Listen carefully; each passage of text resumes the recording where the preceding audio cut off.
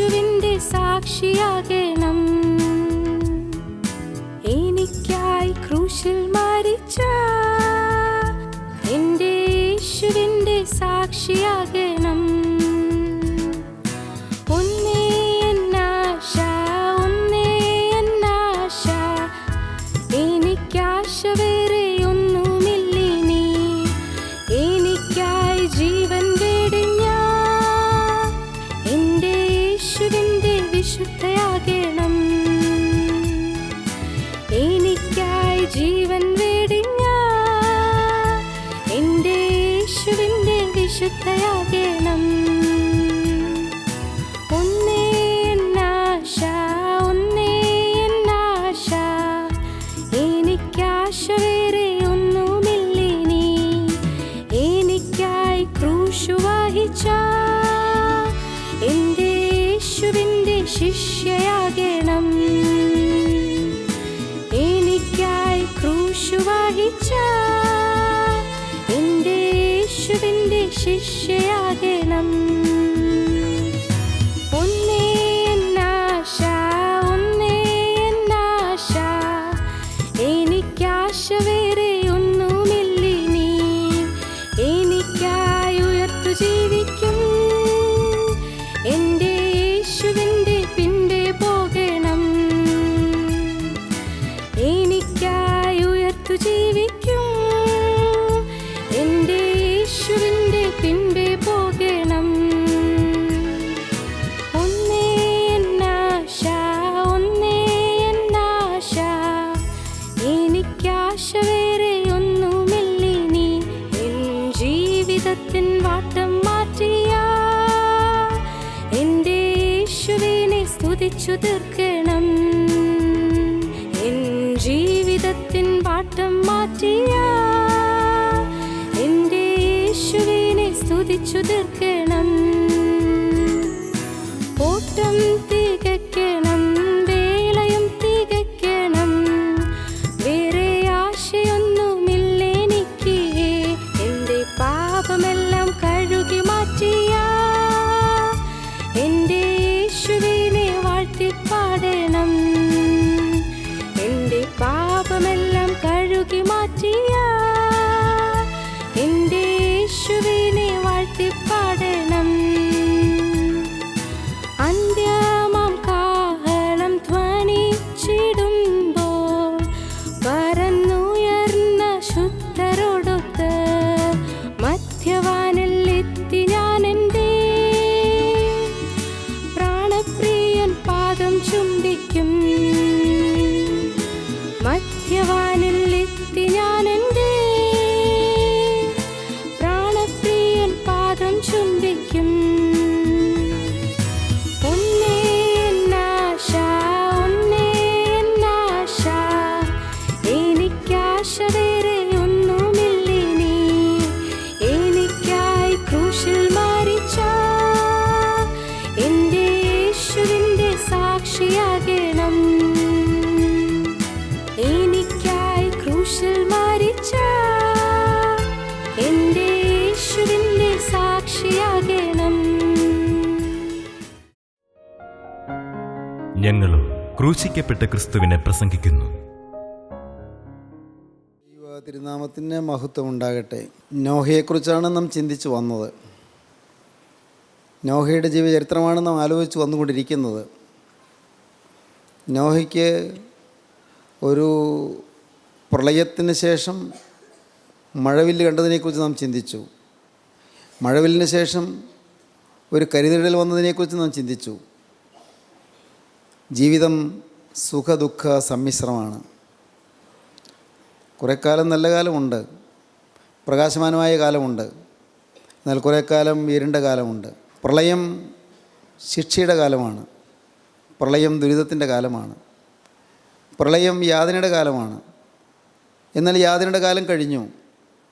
മഴവില്ല് കണ്ടു, പ്രകാശം കണ്ടു, സമാധാനം കണ്ടു. പ്രിയപ്പെട്ടവരെ, നിങ്ങളോട് ചോദിക്കട്ടെ, നിങ്ങളുടെ ജീവിതത്തിലെ ദുരിതങ്ങളുടെ കാലം മാറി ഇന്ന് ഒരു നല്ല കാലം വന്നു എന്ന് നിങ്ങൾക്ക് തോന്നുന്നുണ്ടോ?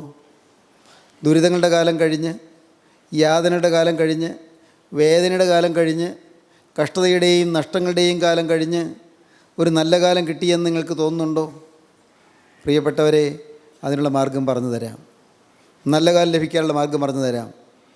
ദൈവത്തെങ്കിലേക്ക് തിരിഞ്ഞാൽ നീ അഭിവൃദ്ധി പ്രാപിക്കും. ഇത് വചനമാണ്, ദൈവത്തിൻ്റെ വചനമാണ്, മാറ്റമില്ലാത്ത വചനമാണ്. നിങ്ങളൊന്ന് പരീക്ഷിച്ച് നോക്കൂ. ദൈവത്തെങ്കിലേക്ക് തിരിഞ്ഞാൽ നീ അഭിവൃദ്ധി പ്രാപിക്കും. എല്ലായിടത്തും അഭിവൃദ്ധി പ്രാപിക്കും, എല്ലായിടത്തും. ചുറ്റും മുഴുവൻ പ്രളയമാണ്, ചുറ്റും മുഴുവൻ ന്യായവിധിയാണ്, ചുറ്റും അനേകർ ശിക്ഷയിൽപ്പെട്ട് നട്ടം തിരിയുകയാണ്, ചുറ്റും പ്രളയത്തിൻ്റെ ജലത്തിൽ അനേകർ താണുകൊണ്ടിരിക്കുകയാണ്. പക്ഷേ നോഹ പെട്ടകത്തിനകത്ത് അകത്ത് സുരക്ഷിതനാണ്. നോഹയും കുടുംബവും പെട്ടകത്തിനകത്ത് സുരക്ഷിതരാണ്.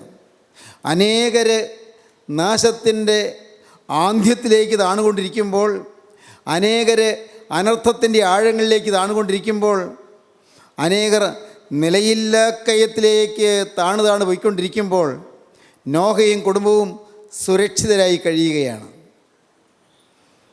നിങ്ങൾക്ക് ഓരോരുത്തർക്കും സുരക്ഷിതരായി കഴിയാം.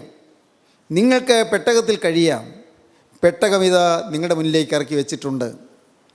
നിത്യമായ പെട്ടകം, അത് കർത്താവായ യേശുക്രിസ്തുവിൻ്റെ നിഴലാണ്. നിത്യമായ പെട്ടകം നിങ്ങളുടെ മുന്നിലേക്ക് കൊണ്ടുവന്ന് വെച്ചിരിക്കുകയാണ്. യേശുക്രിസ്തു നിങ്ങളുടെ മുന്നിൽ വന്നിരിക്കുകയാണ്. പെട്ടകത്തിൻ്റെ വാതിൽ തുറന്നിരിക്കുകയാണ്. ഈ പെട്ടകത്തിനുള്ളിലേക്ക് ഇന്ന് നിങ്ങൾ പ്രവേശിച്ചാൽ നിങ്ങൾ സുരക്ഷിതരായിരിക്കും. പെട്ടകത്തിന് പുറത്ത് ന്യായവിധിയാണ്, പെട്ടകത്തിന് പുറത്ത് ശിക്ഷാവിധിയാണ്, പെട്ടകത്തിന് പുറത്ത് കഠിനമായ യാതനയാണ്. അവിടെ ദുരിതമാണ്, അവിടെ മുറവിളിയാണ്, അവിടെ കഷ്ടതയാണ്. എന്നാൽ പെട്ടകത്തിനകത്ത് സുരക്ഷിതത്വമുണ്ട്. ഭദ്രമായ അവസ്ഥയാണ് പെട്ടകത്തിനുള്ളിൽ. നിങ്ങൾക്ക് വേണമെങ്കിൽ അത് സ്വീകരിക്കാം. യേശുക്രിസ്തുവിൻ്റെ ഹൃദയത്തിനുള്ളിൽ നിങ്ങൾക്ക് പ്രവേശിക്കാൻ കഴിഞ്ഞാൽ, ക്രിസ്തുവിൻ്റെ ഉള്ളിൽ നിങ്ങൾക്ക് പ്രവേശനം കിട്ടിക്കഴിഞ്ഞാൽ, ക്രിസ്തുവിൻ്റെ ചങ്കിനുള്ളിലേക്ക് നിങ്ങൾക്ക് അകത്തേക്ക് പ്രവേശനം കിട്ടിക്കഴിഞ്ഞാൽ നിങ്ങൾ ഭാഗ്യശാലികളായിരിക്കും. എന്താണ് ഈ പറയുന്നത്? ക്രിസ്തുവിൻ്റെ ചങ്കിനുള്ളിലേക്ക് പ്രവേശിക്കുക, ക്രിസ്തുവിൻ്റെ ഹൃദയത്തിലേക്ക് പ്രവേശിക്കുക. ഈ പറയുന്നതൊക്കെ എന്താണ്? പ്രിയപ്പെട്ടവരെ, വളരെ ലളിതമാണ്. നിങ്ങൾ ലളിതമായ ഒരു വാക്ക് പറയൂ, കർത്താവേ, ഇതൊന്നും എനിക്ക് മനസ്സിലാകുന്ന കാര്യങ്ങളല്ല, എനിക്ക് മനസ്സിലാകുന്നില്ല. കർത്താവേ, ഒരു കാര്യം നീ ചെയ്യണം. എനിക്ക് ഇന്നു മുതൽ യേശുവിൻ്റെ ഉള്ളിൽ വസിക്കണം, യേശുവിൻ്റെ ഹൃദയത്തിനുള്ളിൽ വസിക്കണം. ഇതെൻ്റെ ആശയാണ്. കർത്താവേ, എൻ്റെ ജീവിതത്തിൽ നാഥ നല്ല ആഗ്രഹങ്ങൾ സാധിപ്പിച്ചു തരുമെന്ന് ഞാൻ വചനത്തിൽ വായിക്കുന്നു. നല്ല ആഗ്രഹങ്ങൾ സാധിപ്പിച്ചു തരും, ഞാൻ വിശ്വസിക്കുന്നു. എനിക്കൊരു നല്ല ആഗ്രഹമുണ്ട്. യേശുവിൻ്റെ ഹൃദയത്തിനുള്ളിൽ എനിക്ക് വസിക്കണം. യേശുവിൻ്റെ ആ സ്നേഹം നിറഞ്ഞ ഹൃദയത്തിനുള്ളിൽ, ആ സംശുദ്ധമായ ഹൃദയത്തിനുള്ളിൽ, യേശുവിൻ്റെ വാത്സല്യം വിങ്ങുന്ന ഹൃദയത്തിനുള്ളിൽ എനിക്കൊരിടം തരണം. കർത്താവേ, ഞാനിതാ അതിനായിട്ട് വരുന്നു. എനിക്കറിഞ്ഞുകൂടാ എങ്ങനെയാണെന്ന് ഞാൻ വിശ്വസിക്കുന്നു. യേശുവേ, നിൻ്റെ ഹൃദയം 2000 വർഷം മുമ്പ് തുറന്നത്, തിരുവിലാവ് തുറന്ന് ചോരയും നീരും ഒഴുകിയത് എനിക്ക് വേണ്ടിയാണ് എന്ന് ഞാൻ വിശ്വസിക്കുന്നു. കർത്താവേ, എൻ്റെ ആന്തരിക ദാഹം മാറ്റുവാൻ, എൻ്റെ അന്തർദാഹം ശമിപ്പിക്കുവാൻ നീ കുരിശിൽ മരിച്ചു എന്ന് ഞാൻ വിശ്വസിക്കുന്നു. കർത്താവേ, എനിക്ക് കഷ്ടതയുണ്ട്, എനിക്ക് യാതനയുണ്ട്, എനിക്ക് ദുരിതമുണ്ട്, എനിക്ക് വേദനയുണ്ട്. എന്നാൽ നാഥ, എനിക്ക് ശാന്തിയും സ്വസ്ഥതയും സമാധാനം തരുവാൻ വേണ്ടി നീ കുരിശിൽ ജീവരക്തം ഊറ്റിയെന്നും, കുരിശിൽ നിൻ്റെ തിരുവിലാവ് തുറന്ന് കർത്താവെ ചോരയും നീരും നീ ഒഴുക്കിയെന്നും ഞാൻ വിശ്വസിക്കുന്നു. എനിക്ക് കൂടുതൽ അറിഞ്ഞുകൂടാ, പക്ഷെ ഒന്നെനിക്കറിയാം, യേശുവേ, നീ എന്നെ സ്നേഹിക്കുന്നു എന്ന്. യേശുവേ, നീ എന്നെ സ്നേഹിച്ചാണ് തിരുവിലാവ് തുറന്നതെന്ന് ഞാൻ വിശ്വസിക്കുന്നു. പിതാക്കന്മാർ പാടി, തൻബലിയാൽ പാപികളെ രക്ഷിച്ചൊരു ദൈവസുതാ, നിൻബലിയാലൻ കഷ്ടതമാച്ചൊഴിക്കണമേ. ഗോകുൽത്തായിൽ തന്മാറു തുറന്നോരുത്തമനെ, ദാഹം നീക്കി ഒഴുകിയ നീരാൽ ചോരയാലും തൻ്റെ ബലിയാൽ പാപികളെ രക്ഷിച്ച ദൈവസുതനായ യേശുവേ, കർത്താവേ, നിൻ്റെ കുരിശിലെ ബലിയാൽ പാപിയായ എന്നെ നീ രക്ഷിച്ചു ഞാൻ വിശ്വസിക്കുന്നു. തൻ ബലിയാൽ പാപികളെ രക്ഷിച്ചൊരു ദൈവസുത, നിൻ ബലിയാൽ എൻ കഷ്ടത മായ്ച്ച് എൻ നോവ് ഒഴിക്കണമേ. എൻ്റെ വേദന ഒഴിവാക്കി തരണമേ. എൻ്റെ നോവ്, എൻ്റെ വേദന എനിക്ക് ഒഴിവാക്കി തരണമേ. എൻ്റെ കഷ്ടതകൾ മായ്ച്ചു തരണമേ. ഗോകുൽത്തായിൽ തിരുമാറു തുറന്ന് ഉത്തമനായ മിശിഹാ തമ്പുരാനെ, നിന്റെ തിരുവിലാവിൽ നിന്നൊഴുകിയ ചോരയാലും നീരിനാലും രക്തത്താലും വെള്ളത്താലും എൻ്റെ ആന്തരിക ദാഹം ശമിപ്പിക്കണമേ, അന്തർദാഹം ശമിപ്പിക്കണമേ. ദൈവത്തിന് സ്തോത്രം. നിങ്ങൾക്ക് പ്രാർത്ഥിക്കാം, നിങ്ങൾക്കിത് അനുഭവിക്കാം. സർവശക്തങ്ങളിലേക്ക് തിരിഞ്ഞാൽ നീ അഭിവൃദ്ധി പ്രാപിക്കും. സർവശക്തങ്ങളിലേക്ക് തിരിഞ്ഞാൽ നീ അഭിവൃദ്ധി പ്രാപിക്കും. നിനക്ക് അഭിവൃദ്ധി ലഭിക്കും. ഇന്നത്തെ സ്ഥിതി മാറ്റും. തിരുവചനം പറയുന്നു 14-ാം സങ്കീർത്തനം അവസാനത്തെ വാക്യം, യഹോവ തൻ്റെ ജനത്തിൻ്റെ സ്ഥിതി മാറ്റുമ്പോൾ യാക്കോബ് സന്തോഷിക്കുകയും ഇസ്രായേൽ ആനന്ദിക്കുകയും ചെയ്യും. വ്യക്തമാണ്, സ്ഥിതി മാറ്റി തരുന്നൊരു ദൈവമുണ്ട്. ദൈവം തൻ്റെ ജനത്തിൻ്റെ സ്ഥിതി മാറ്റുമ്പോൾ യാക്കോബ് സന്തോഷിക്കുകയും ഇസ്രായേൽ ആനന്ദിക്കുകയും ചെയ്യുമെന്ന് 53-ാം സങ്കീർത്തനം അവസാന വാക്യം കാണാം. ദൈവം തൻ്റെ ജനത്തിൻ്റെ സ്ഥിതി മാറ്റുമ്പോൾ യാക്കോബ് സന്തോഷിക്കുകയും ഇസ്രായേൽ ആനന്ദിക്കുകയും ചെയ്യും. സ്ഥിതി മാറ്റുന്ന ഒരു ദൈവം. സർവശക്തനിലേക്ക് തിരിഞ്ഞാൽ നീ അഭിവൃദ്ധി പ്രാപിക്കും. മഴവില്ല് കാണും, സമാധാനം കാണും, സന്തോഷം കാണും, സൗന്ദര്യം കാണും. വിശ്വത്തിൻ്റെ, ഈ പ്രപഞ്ചത്തിൻ്റെ സൗന്ദര്യാതിരേകം മുഴുവൻ നിനക്ക് ആസ്വദിക്കാൻ സാധിക്കും. ഈ പ്രകൃതി മുഴുവൻ സുന്ദരമാണെന്ന് നിനക്ക് മനസ്സിലാകും. ഈ പ്രകൃതിയിലെ വൃക്ഷങ്ങളും ലതകളും സസ്യങ്ങളും അവയുടെ ഇലകളും പുഷ്പങ്ങളും എല്ലാം സുന്ദരമാണെന്ന് നിനക്ക് മനസ്സിലാകും. ഇതിൽ കാണുന്ന ഓരോ തിര്യക്കുകളും ഓരോ ജീവികളും എല്ലാം സുന്ദരമാണെന്ന് നിനക്ക് മനസ്സിലാകും. എല്ലാം സുന്ദരം. എങ്ങനെ സുന്ദരമായി? കാരണം ഇവിടെ എല്ലാം സൃഷ്ടാവ് അവയെല്ലാം നിനക്കായി തന്നിരിക്കുന്നു. ഈ സൗന്ദര്യം നിറഞ്ഞ പ്രകൃതിയും സുന്ദരമായ ലോകവും എല്ലാം നിനക്കായി മനുഷ്യനായി തന്നിരിക്കുകയാണ്. മനുഷ്യനതിൻ്റെ മേൽ അധികാരം തന്നിരിക്കുകയാണ്. എല്ലാം മനുഷ്യന് വേണ്ടി ദൈവം നിയമിച്ചിരിക്കുകയാണ്. ഞാനീ പറയുന്നതെന്ന് ചില നിങ്ങൾക്ക് മനസ്സിലാകുന്നില്ല. മനുഷ്യനായിട്ടോ ഇതെല്ലാം? അതേ പ്രിയപ്പെട്ടവരെ, ഇതെല്ലാം മനുഷ്യനായിട്ട് തന്നെ നമുക്ക് വേണ്ടി തന്നിരിക്കുകയാണ്. ദൈവത്തിന് സ്തോത്രം. ഇപ്പോൾ നിങ്ങൾക്ക് മനസ്സിലാകുന്നില്ലെങ്കിലും ഞാനീ പറഞ്ഞ അനുഭവത്തിലേക്ക് നിങ്ങൾ വന്നാൽ നിങ്ങൾ തനിയെ ഇത് മനസ്സിലാക്കി നിങ്ങൾ ദൈവത്തെ സ്തുതിക്കാൻ തുടങ്ങും. സർവശക്തങ്ങളിലേക്ക് തിരിഞ്ഞാൽ നീ അഭിവൃദ്ധി പ്രാപിക്കും. സർവശക്തങ്ങളിലേക്ക് തിരിഞ്ഞാൽ നീ അഭിവൃദ്ധി പ്രാപിക്കും. നോഹയ്ക്ക് ആ പെട്ടകത്തിനുള്ളിൽ സുരക്ഷിതമായ ഒരു സ്ഥാനം ലഭിച്ചു, സുരക്ഷിതമായൊരു അനുഭവം ലഭിച്ചു. പക്ഷേ പെട്ടകത്തിൽ നിന്ന് പുറത്ത് കിടന്നു, മഴവില്ല് കണ്ടു. മഴവില്ലിന് ശേഷം ഷാഡോ വരുന്നു. കഴിഞ്ഞ പ്രസംഗത്തിൽ ആ കാര്യം പറഞ്ഞല്ലോ. മഴവില്ലിന് ശേഷം ഷാഡോ വരുന്നു.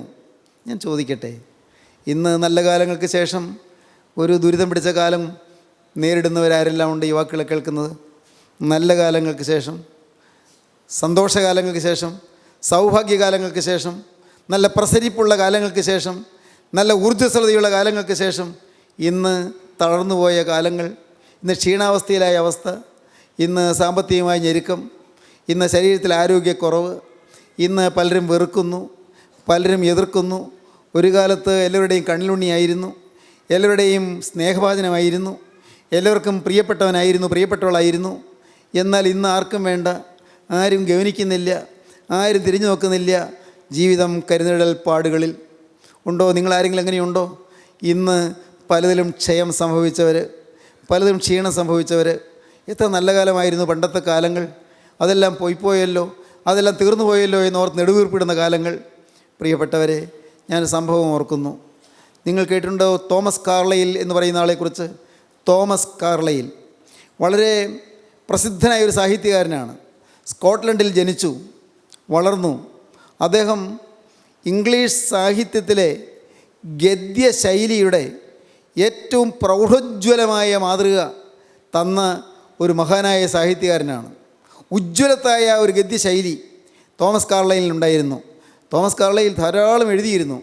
ഫ്രഞ്ച് റവല്യൂഷൻ എന്ന പേരിൽ അദ്ദേഹം എഴുതിയ ഒരു പുസ്തകം ലോകത്തിലൊരു സുപ്രസിദ്ധമായ ക്ലാസിക് ഗ്രന്ഥമാണ്, വളരെ പ്രസിദ്ധമാണ്, ഫ്രഞ്ച് റവല്യൂഷൻ.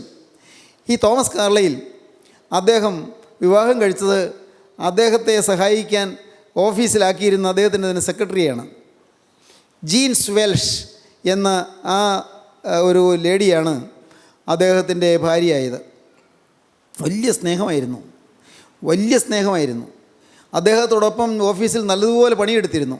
എന്നാൽ കുറച്ച് കാലം കഴിഞ്ഞപ്പോൾ ഈ ജീൻ വെൽഷിന് എന്തോ രോഗം ബാധിച്ചുവെങ്കിലും അവൾ ആ കാര്യം അദ്ദേഹത്തോട് പറഞ്ഞു.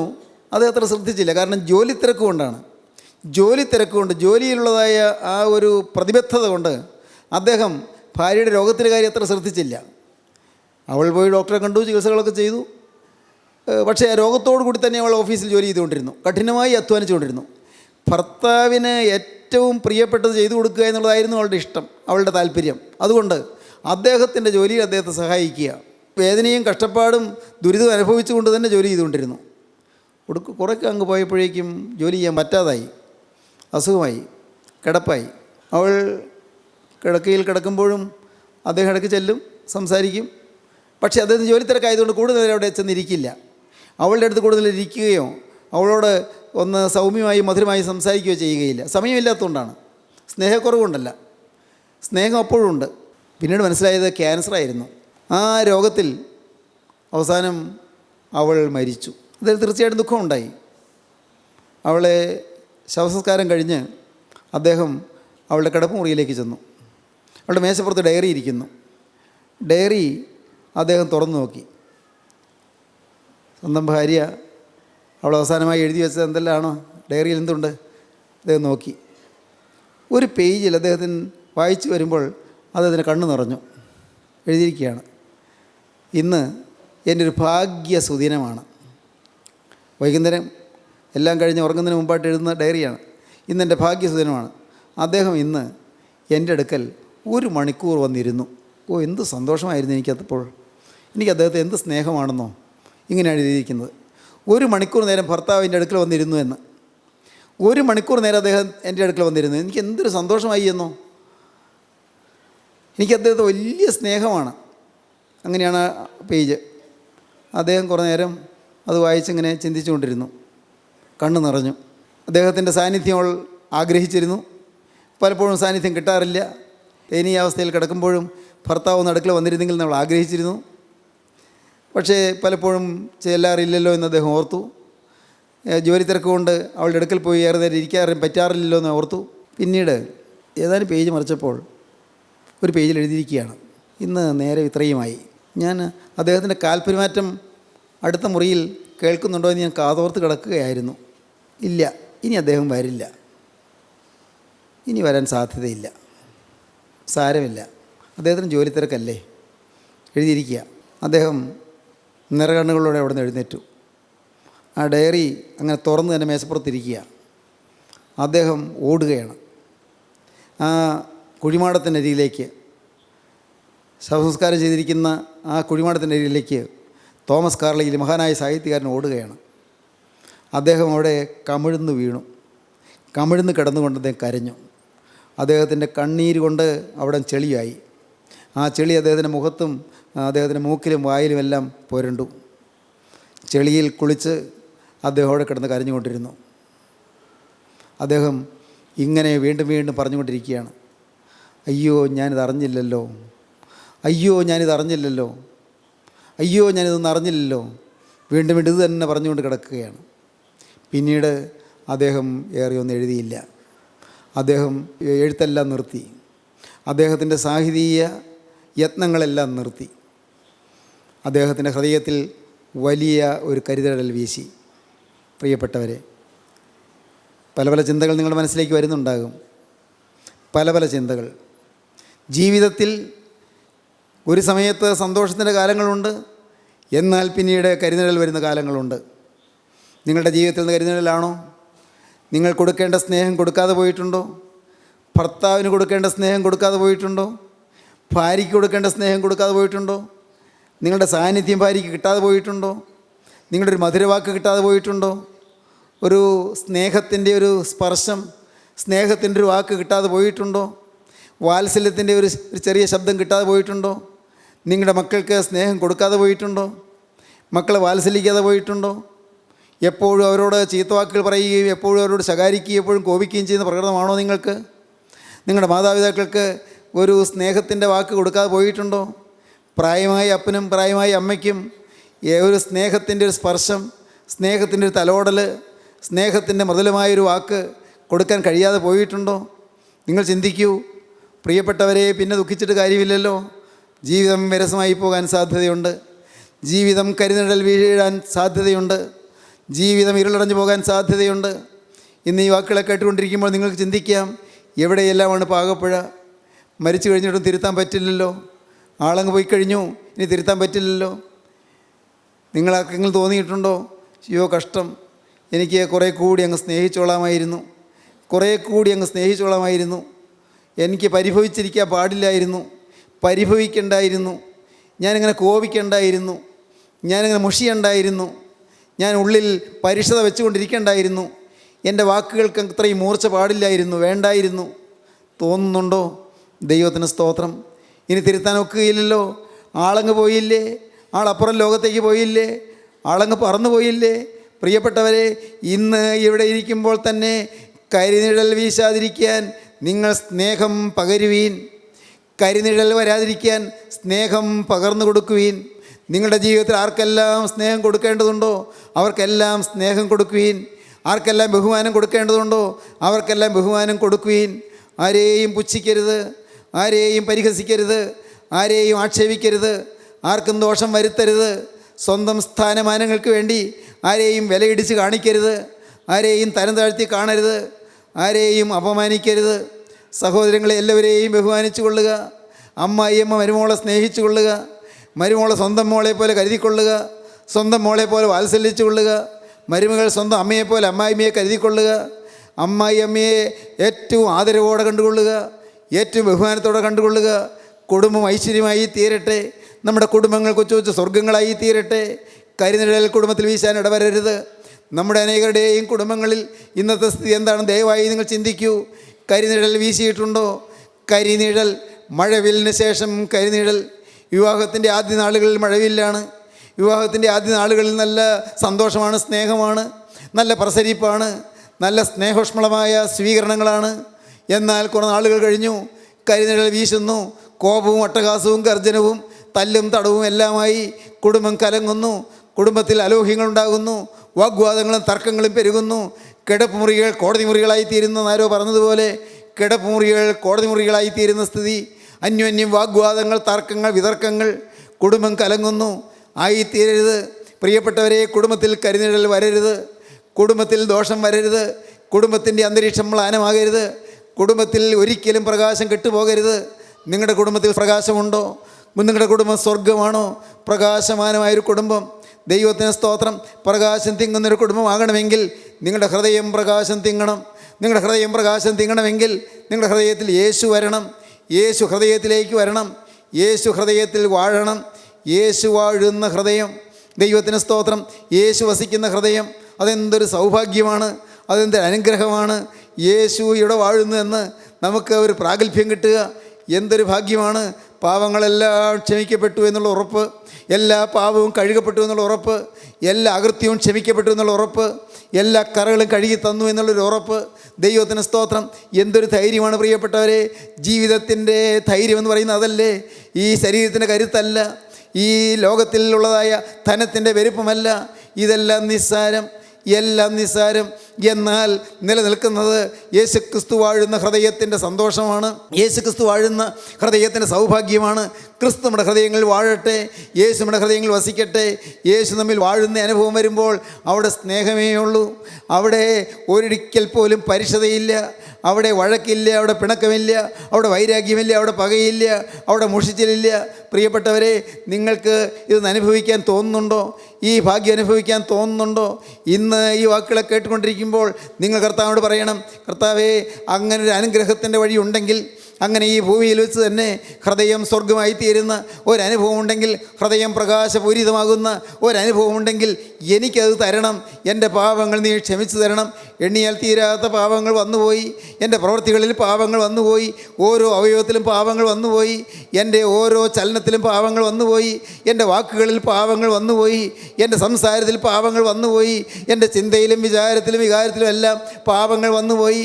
നാഥ, നിൻ്റെ തിരുരക്തത്താൽ എന്നെ നീ കഴുകണമേ, തിരക്തത്താൽ എന്നെ കഴുകി എന്നെ വെടിപ്പാക്കി തരണമേ. എൻ്റെ ഹൃദയത്തിലേക്ക് പ്രകാശം കടന്നു വരണമേ. പ്രകാശത്തിൻ്റെ സൃഷ്ടാവിന് സ്തുതി. കർത്താവിൻ്റെ ഭൃത്യന്മാരെ സ്തുതി പാടുവീൻ, കർത്താവിൻ്റെ നാമത്തെ സ്തുതിപ്പീൻ. പ്രകാശത്തിൻ്റെ സൃഷ്ടാവ് ഹൃദയത്തിലേക്ക് കടന്നു വരട്ടെ. പ്രകാശത്തിൻ്റെ ഉടയവൻ നിങ്ങളുടെ ഹൃദയത്തിലേക്ക് പ്രവേശിക്കട്ടെ. വെളിച്ചങ്ങളുടെ പിതാവ് നിങ്ങളുടെ ഹൃദയങ്ങളിലേക്ക് കടന്നു വരട്ടെ. വെളിച്ചത്തിൻ്റെ ഉടമകളായി നിങ്ങൾ തീരട്ടെ. ഇന്നത് കേട്ടുകൊണ്ടിരിക്കുമ്പോൾ ഈ വെളിച്ചം നിങ്ങൾക്ക് വേണമോ? യേശുവിൻ്റെ സ്നേഹം നിങ്ങൾ ക്ഷണിക്കുകയാണ്. നിങ്ങളെ ആരെയും കർത്താവ് മാറ്റി നിർത്തുന്നില്ല, ആരെയും കർത്താവ് ഒഴിവാക്കി നിർത്തുന്നില്ല. കഴിഞ്ഞ കാലങ്ങൾ ചോദിക്കുന്നില്ല, കഴിഞ്ഞ കാലങ്ങൾ ഓർക്കുന്നില്ല. എല്ലാം ക്ഷമിക്കാമെന്നാണ് പറയുന്നത്, എല്ലാം പുറത്തു തരാമെന്നാണ് പറയുന്നത്, കരിനിഴൽ മാറ്റി തരാമെന്നാണ് പറയുന്നത്, ഷാഡോസ് നീക്കി തരാമെന്നാണ് പറയുന്നത്, ഇനിയും മഴവില്ല് തരാമെന്നാണ് പറയുന്നത്, സന്തോഷകാലങ്ങൾ തരാമെന്നാണ് പറയുന്നത്, ഐശ്വര്യകാലങ്ങൾ തരാമെന്നാണ് പറയുന്നത്, ശോഭന കാലങ്ങൾ തരാമെന്നാണ് പറയുന്നത്, ശുഭഭാവി തരാമെന്നാണ് പറയുന്നത്, ഇനിയും നല്ല കാലം തരാമെന്നാണ് പറയുന്നത്, ഇനിയും ഐശ്വര്യകാലങ്ങൾ തരാം, ഇനിയും ആരോഗ്യം പറ്റിയ കാലങ്ങൾ തരാം, ഇനിയും നിനക്ക് സന്തോഷവും സൗഭാഗ്യവും തിങ്ങുന്ന കാലങ്ങൾ നിനക്ക് തരാമെന്ന് കർത്താവ് പറയുന്നു. ദൈവത്തിന് സ്തോത്രം. സ്നേഹിതരെ, ഇന്ന് ഇത് കേട്ടുകൊണ്ടിരിക്കുമ്പോൾ നിങ്ങൾ ദൈവത്തോട് പറയണം, നിങ്ങൾ മുട്ടിപ്പായി പറയണം, കർത്താവേ എനിക്ക് ഐശ്വര്യം തരണമേ, എനിക്ക് സമാധാനം തരണമേ, എൻ്റെ ഹൃദയത്തിൻ്റെ കരിനിഴലെല്ലാം മാറ്റി തരണമേ, എൻ്റെ ഹൃദയത്തിൻ്റെ അന്ധകാരം നീക്കി തരണമേ. ദുഃഖത്തിൻ്റെ അന്ധകാരം, കഷ്ടതയുടെ അന്ധകാരം, നഷ്ടങ്ങളുടെ അന്ധകാരം, വഴക്കിൻ്റെ അന്ധകാരം, പിണക്കത്തിൻ്റെ അന്ധകാരം, കോപത്തിൻ്റെ അന്ധകാരം, മദ്യത്തിൻ്റെ അന്ധകാരം, വ്യഭിചാരത്തിൻ്റെ അന്ധകാരം, ദുർനടപ്പിൻ്റെ അന്ധകാരം, കർത്താവേ കാമാസക്തിയുടെ അന്ധകാരം, എൻ്റെ ജീവനുള്ള ദൈവമേ എൻ്റെ ഉള്ളിലുള്ളതായ അന്ധകാരത്തെ മുഴുവൻ നീ മാറ്റി സത്യപ്രകാശം എൻ്റെ ഹൃദയത്തിൽ ഉദിപ്പിക്കണമേ. എൻ്റെ ഹൃദയത്തിലേക്ക് സ്നേഹത്തിൻ്റെ ദീപം കൊളുത്തി തരണമേ. സ്നേഹത്തിൻ്റെ ദീപം എൻ്റെ ഹൃദയത്തിൽ ജ്വലിക്കണമേ. സ്നേഹത്തിൻ്റെ ദീപം എൻ്റെ ഉള്ളത്തിൽ കത്തിക്കൊണ്ടിരിക്കണമേ. സ്നേഹദീപത്താൽ എൻ്റെ ജീവിതം പ്രശോഭിപ്പിക്കണമേ. വിശുദ്ധിയുടെ ദീപം എൻ്റെ ഹൃദയത്തിൽ കൊളുത്തി തരണമേ. കർത്താവേ ഒരു വിശുദ്ധനാക്കി നീ എന്നെ മാറ്റണമേ. യേശുവേ ഒരു ശുദ്ധിമതിയാക്കി എന്നെ തീർക്കണമേ. സ്നേഹിതരെ നിങ്ങൾ പ്രാർത്ഥിക്കൂ, യേശുവിൻ്റെ കരങ്ങളിലേക്ക് നിങ്ങൾ കൊടുക്കൂ. പ്രകാശത്തിൻ്റെ ഉടയവൻ കടന്നു വരട്ടെ. കർത്താവായ യേശു പ്രവേശിക്കട്ടെ. അത്യുന്നതങ്ങളുടെ നിത്യനായ ദൈവം ഇപ്പോൾ ഇറങ്ങി വന്ന് നിങ്ങളുടെ ഹൃദയങ്ങൾ വസിക്കട്ടെ. യേശു നിങ്ങളുടെ ഹൃദയങ്ങൾ വാഴട്ടെ. യേശുവിൻ്റെ രക്തം നിങ്ങളെ കഴുകട്ടെ. യേശുവിൻ്റെ തിരുരക്തം നിങ്ങളെ ശുദ്ധീകരിക്കട്ടെ. യേശുവിൻ്റെ തിരുമാറ് തുറന്നൊഴിയ തിരുരക്തത്താൽ നിങ്ങൾ കഴുകപ്പെടട്ടെ. ഒരു പുതിയ ജീവൻ നിങ്ങൾക്ക് ലഭിക്കട്ടെ. അനുഗ്രഹം നിങ്ങളുടെ മേൽ പകരട്ടെ. സ്വർഗ്ഗം നിങ്ങളിലേക്ക് എഴുന്നള്ളി വരട്ടെ. ദൈവനാമം മഹത്വപ്പെടട്ടെ. ഹല്ലേലൂയ. കരുണയുള്ള കർത്താവേ, ഈ മനോഹരമായ സമയത്തിനായി ഞങ്ങൾ നിന്നെ സ്തുതിക്കുന്നു. നിൻ്റെ ഈ പ്രിയ മക്കളെ അവിടുന്ന് അനുഗ്രഹിക്കണമേ. എല്ലാവരെയും തലോടണമേ. എല്ലാവരുടെയും കണ്ണുനീര് തുടയ്ക്കണമേ. രോഗികളെ സൗഖ്യമാക്കണമേ. കുടുംബസമാധാനം നൽകണമേ. ഹൃദയത്തിലേക്ക് വെളിച്ചം പകരണമേ. എല്ലാവരുടെയും അന്ധകാരം മാറ്റണമേ. കർത്താവേ വെളിച്ചത്തിന് മക്കളായി എഴുന്നേൽപ്പാൻ എല്ലാവർക്കും ഭാഗ്യം നൽകണമേ. അനുഗ്രഹിച്ച് പറഞ്ഞയക്കണമേ. യേശു ക്രിസ്തുവിൻ്റെ വിലയേറിയ നാമത്തിൽ തന്നെ. ആമീൻ. ഹല്ലേലൂയ.